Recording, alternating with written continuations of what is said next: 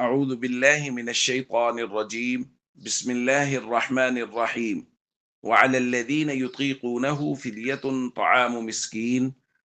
وقال ابن عباس رضي الله تعالى عنهما في الحديث: لا يرخص في هذا إلا للذي لا يطيق الصيام أو مريض لا يشفى.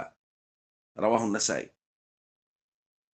وہ لوگ جو روزہ نہیں رکھ سکتے، روزہ رکھنے کی طاقت نہیں ہے، ان کے لیے قرآن کریم میں حکم دیا گیا ہے کہ وہ ایک مسکین کے کھانے کے بقدر ایک روزے کا فدیہ دے دیں. تو ظاہرہ جتنے روزے ہوں گے اتنے مسکینوں کے کھانے کے بقدر فدیہ دیا جائے گا. ابن عباس رضی اللہ تعالیٰ عنہ بیان فرماتے ہیں: لا يرخص فی هذا الا للذی لا یطیق الصیام.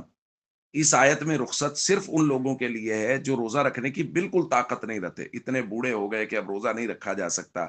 او مریض لا یشفا، یا ایسے مریض کے لیے اجازت ہے کہ جس کے شفا یاب ہونے کی امید ہی ختم ہو گئی.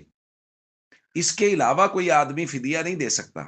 ہمارے معاشرے میں فدیہ کے معاملے میں بہت ساری غلط فہمیاں پائی جاتی ہیں.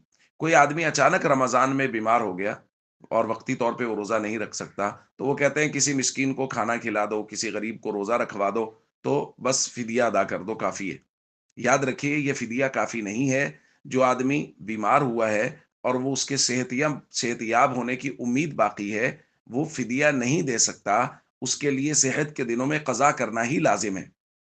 بلکہ یہاں تک مسئلہ سمجھ لیجئے، اگر کسی آدمی نے فدیہ دے دیا اور بعد میں اللہ تعالیٰ نے اس کو صحت دے دی، تو وہ فدیہ صدقہ ہو گیا اور اس کو روزوں کی دوبارہ سے قضا کرنی پڑے گی. اس لیے بارہا درخواست کی جاتی ہے کہ اپنے تمام تر مسائل علماء کے سامنے رکھنے، اپنی پوری کیفیت علماء کے سامنے رکھیں، اور پھر وہ جو مسئلہ بتائیں اس کی روشنی میں عمل کریں. اگر کوئی آدمی بیمار ہے تو اپنے مرض کی نوعیت علماء کے سامنے رکھے اور ان سے پوچھے کیا میرے لیے فدیہ دینا جائز ہے.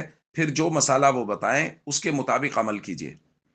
رہا یہ کہ فدیہ کی مقدار کیا ہے، تو اس کے لیے یہ سمجھ لیں کہ جو صدقۃ الفطر کی مقدار ہے، یعنی 2.25 کلو گندم یا اس کی قیمت، وہ فدیہ کے طور پہ ایک روزہ کے فدیہ کے طور پہ اس کو ادا کیا جائے.